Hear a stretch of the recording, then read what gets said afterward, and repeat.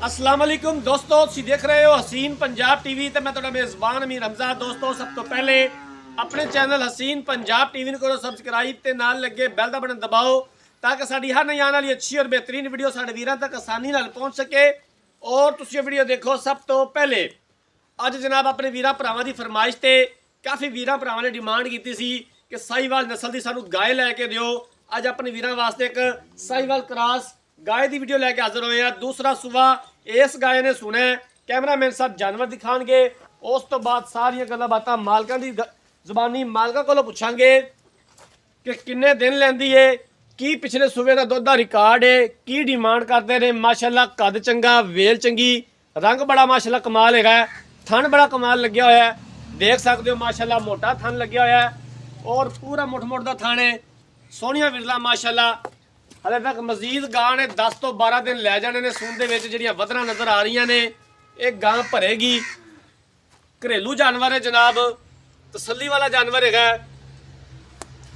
हर इलाके जनाब गां सरवाइव करेगी, सर्दी गर्मी बर्दाश्त करने वाला जानवर है। साहिवाल क्रॉस गाय सब दी जनाब ख्वाहिश होती है कि साहिवाल नस्ल की गाय होवे। खोल के टोरिया जी। आरफ वाला इस जानवर की लोकेशन है, तहसील आरीवाला, जिला पाकपतन। अपने वीरां वास्ते मेहनत करी दी है, कोशिश करी दी है कि अच्छे तो अच्छा जानवर दिखा सकिए। स्लो स्लो टोरिया जी, इधर ही टोरिया जी। कैमरामैन साहब अच्छे तरीके नाल तुसीं जानवर दिखाना है। दिखाण दे विच कोई कमी पेशी नहीं रहनी चाहिए। थना दी हवाने दी मुकम्मल जनाब तसल्ली करानी है साडे वीरां नूं। बाकी सारी गलबात मालका कोलों पुछ लवांगे।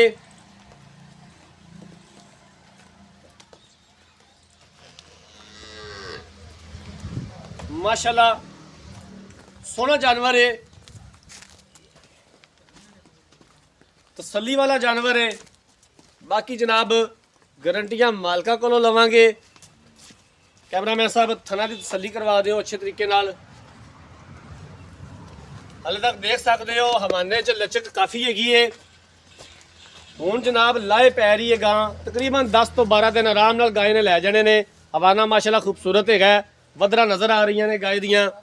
दुध वाला जानवर है माशाल्लाह।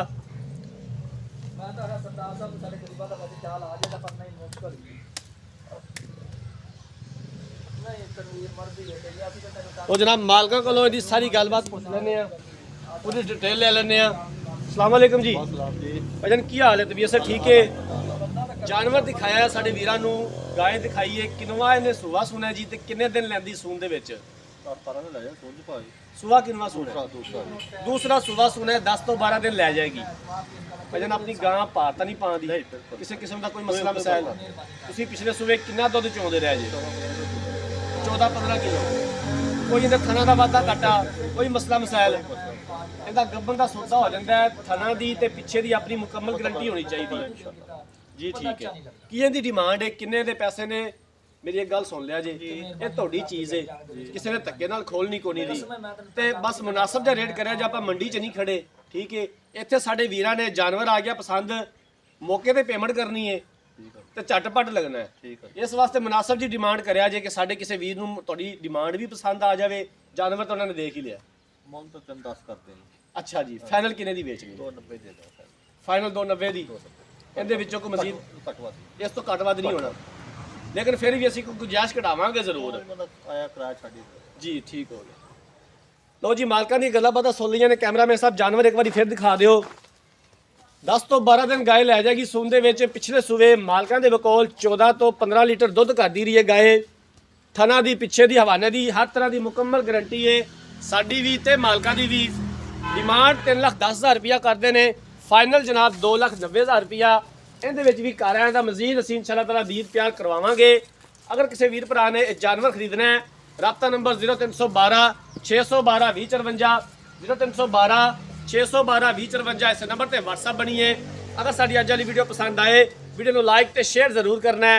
जिंदगी रही तो मिलांगे एक नई वीडियो के नाल। अपने मेज़बान अमीर हमजा ने दो इजाज़त। अल्लाह हाफिज़।